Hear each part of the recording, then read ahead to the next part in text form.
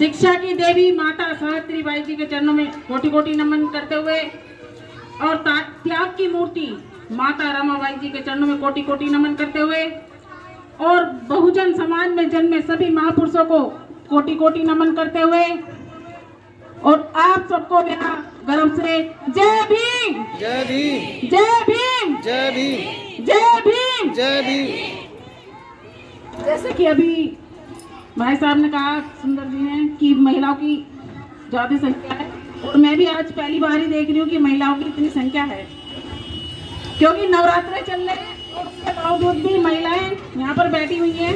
ये बहुत बड़ी बात है हमारे लिए। कितना ही बोल सबको आ रही है ना। तो जैसे कि अभी आपको सबको पता है कि नवरात्रे चल रहे हैं। सबसे पहले मैं एक बात कहना चाहूंगी कि 1 मिनट में जिंदगी नहीं बदलती, 1 मिनट का लिया गया फैसला पूरी जिंदगी बदल देता है।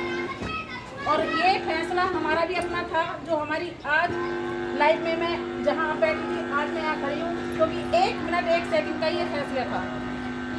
क्योंकि जो बाबा साहब ने हमारे लिए दिया, सबसे ज्यादा महिलाओं के लिए,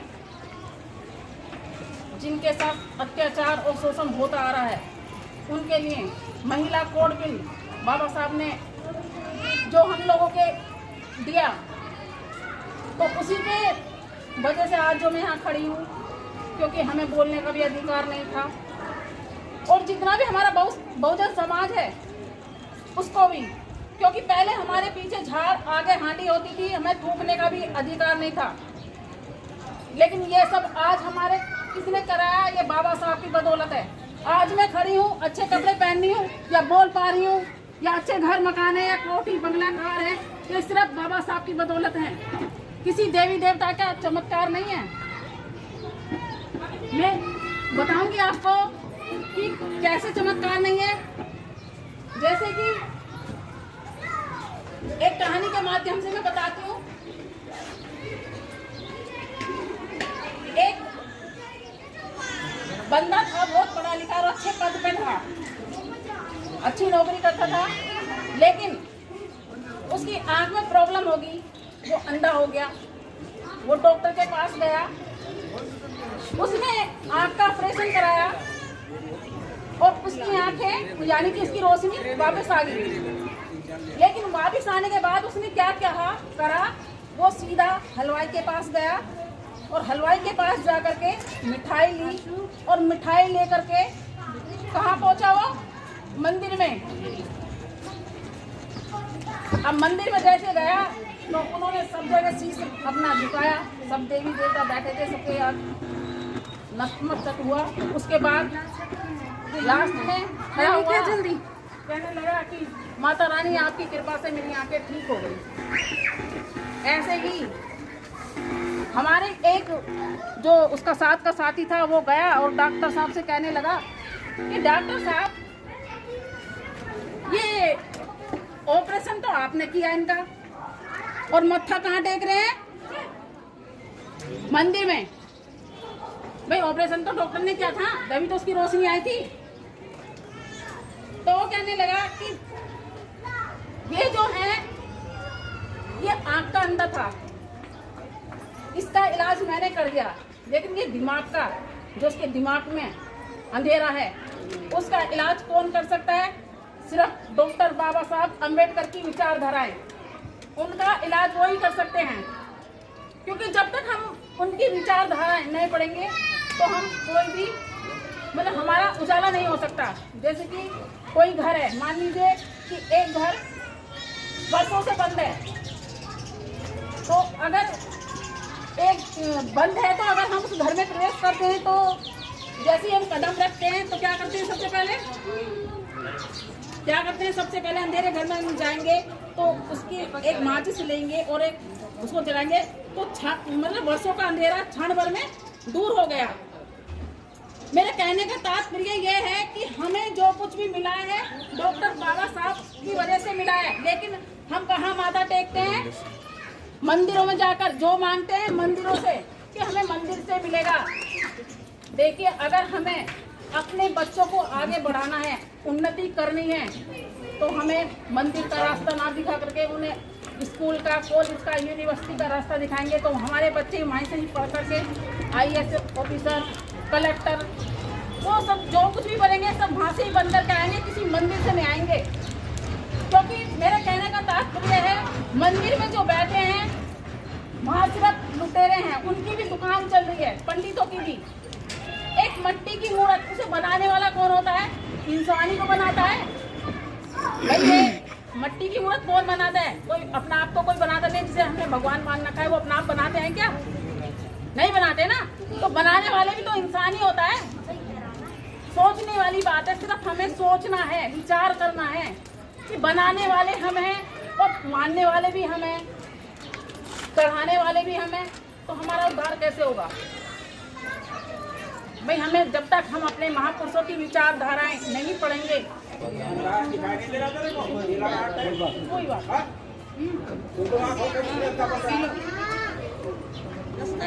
जैसे कि जब से मैंने बाबा साहब को पढ़ा है और मैं अपना जो मैं पढ़ती हूँ बुक, और मैं ऐसे छोटे छोटे कार्यों में जाती हूँ, मैं देखती हूँ बहुत सारी ऐसी हमारी महिलाएं, हमारी बहनें लगी हुई हैं जो कि जाकर के उन्हें जागरूक कर रही हैं।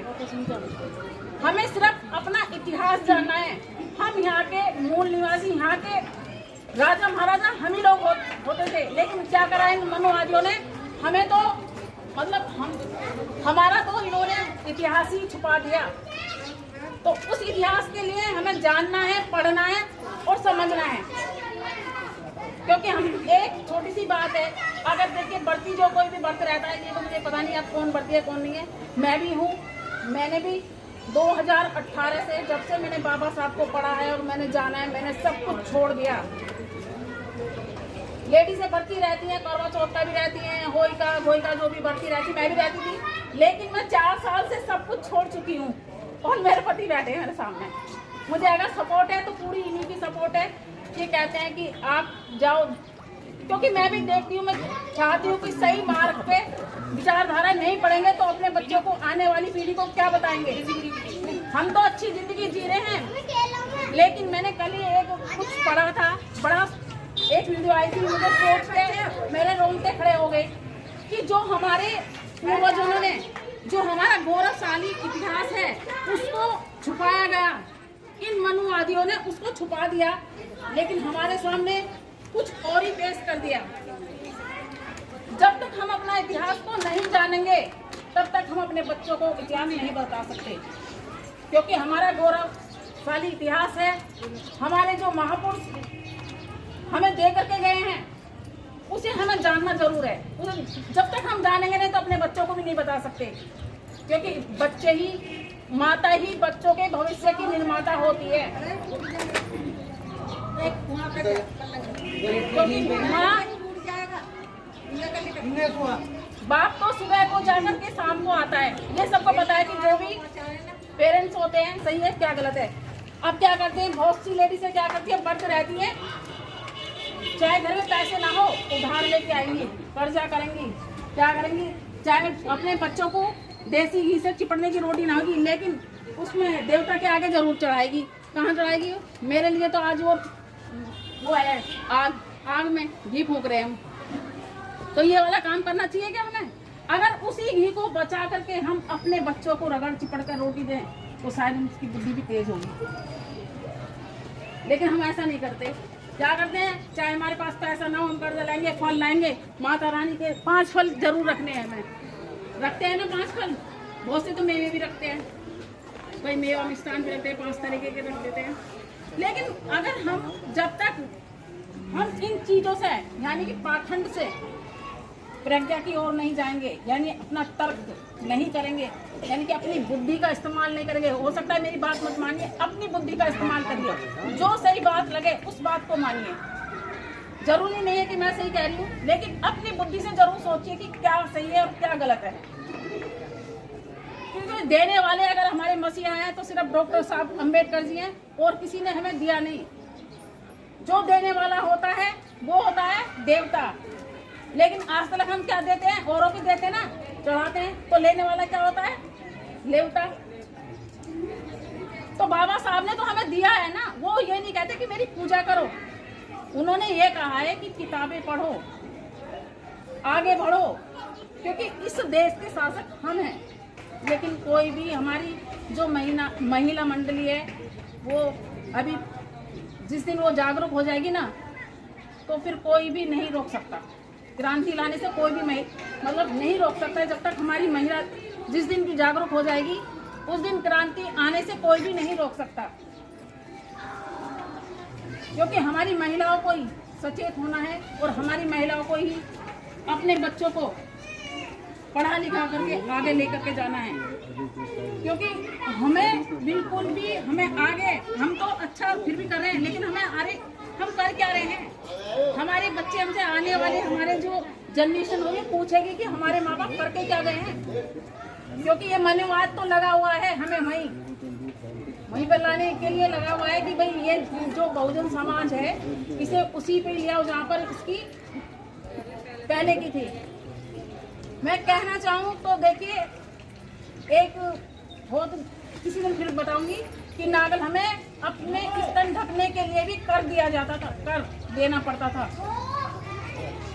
टैक्स। हाँ, कर यानी कि टैक्स, तो टैक्स देना पड़ता था। तो सोचो हमारी क्या दशा थी। लेकिन आज हम अच्छे घर, अच्छे मकान किसकी बदौलत है? बाबा साहब की। लेकिन कोई समझने के लिए तैयार नहीं है। और एक बात और है, हमारे जातिवाद में ही जातिवाद है